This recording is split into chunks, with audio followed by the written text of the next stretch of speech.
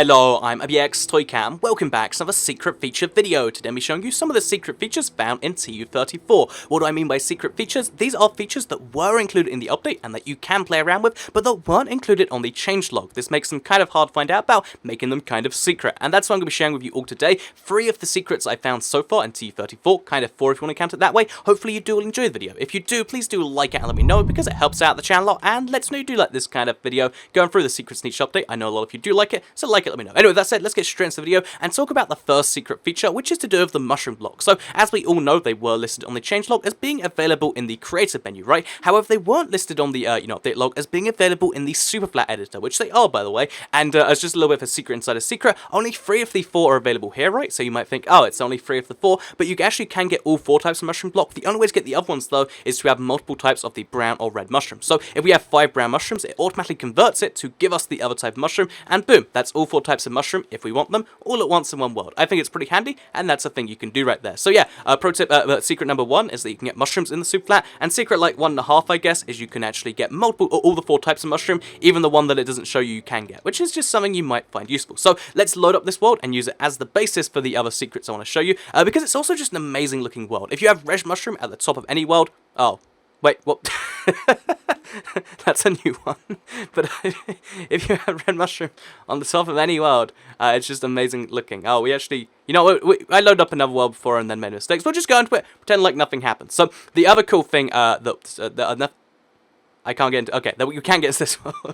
Fun little secret about the Xbox One. It randomly just doesn't let you connect your own world sometimes. But yeah, a second little fun secret about TU34 is that actually they've separated the spawn limits for a lot of new animals. So before, like way before, it used to be like 1 spawn limit for all animals. Then it turned into like a separate one for horses, cows, ocelots, and wolves. And now it seems to have separated even more, so that cows, the sheep, etc., all the mobs you can tame, all have their own spawn limits. So eventually we'll hit that if we just bring enough cows right here. You'll see we eventually hit that where it says maximum of animals excluding wolves, bats, chickens, and mushrooms have been roost, which this is a brand new mesh if you don't know, which means that now mushrooms are in a separate mob limit to cows. So even once you hit the max number of cows, which is like 100 plus on Minecraft console right now, you can still spawn in a bunch more mushrooms, which is pretty cool if you ask me. Also, of course, there's chickens, there's bats, and it just means that just because you have the max number of cows, your world doesn't have to come to a standstill. It's just there's a max number of like breedable food animals really, and there's a max number of animals you might find ambiently, including the mushroom, which I think is pretty cool that you can find these wildly, even if you've got a lot of cows. So yeah, you can actually technically double your cow farms right now, because then obviously you can max out your limit.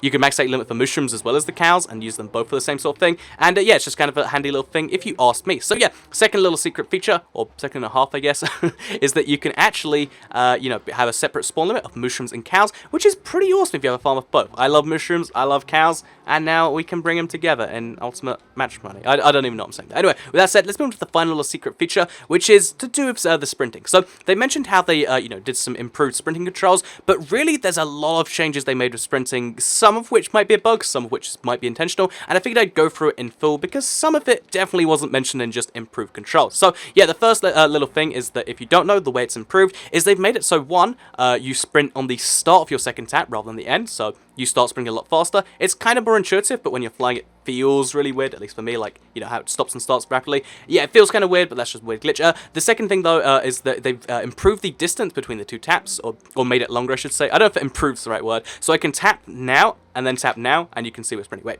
tap now, and we're sprinting, just a single tap each time. Tap now, we're still sprinting. It's like a 2-second gap you can have between the 2, which is kind of weird, because, I'm doing that, and suddenly I'm sprinting. But yeah, it's something you can do right now, longer taps. Also, you can steer better now, so you can go all the way to, you can go almost all the way to the right, and you can kind of sprint to the center right, which is pretty cool. But also, as well as being able to do that, you can now backwards sprint. So again, this one is one I think is a glitch, but you can see right here, I'm actually sprinting backwards for a little bit, and it's kind of a fast thing. But if you do it while flying, it's way more striking. So you see right here, sprint double twice, and then backwards we can do it, and we can even do it in first person too.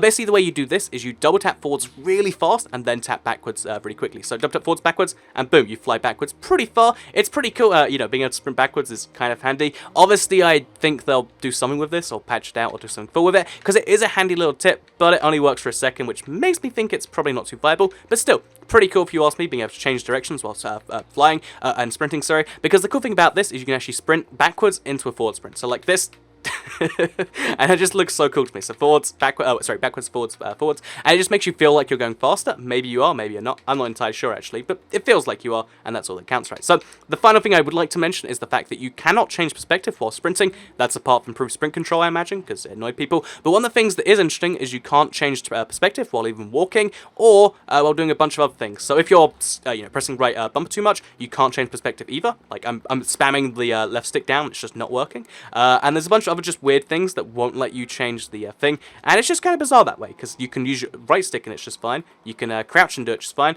but there's a bunch of weird controls that limit your change perspective, this thing, and it's kind of interesting. Oh, the other one is if you're hitting blocks, you can't change it. So exactly why that is, probably a bug, including the backwards sprinting. As much as I'd love for it to be a feature, probably a bug too. But two pretty cool features is the mushroom soufflat, which again, I want to do something awesome with, and having mushroom and cows have separate spawn limits, which means double the cow-based mobs if that's your thing. And obviously, because the chickens are separate to that too, that's a thing you can do as well. I think it's pretty awesome in general. So yeah, I hope you did all enjoy today's video. If you did like it, please do like it and let me know. It helps out the channel a lot, and lets me know do like the secret feature videos. Again, these take a little bit of time to go in and just play around with the update for a bit. So let me know if you did like it with a like, share if you really liked it, and subscribe if you're new around here. I make videos just like this one every single day on my channel, and if subscribed, you'll see them daily on your homepage.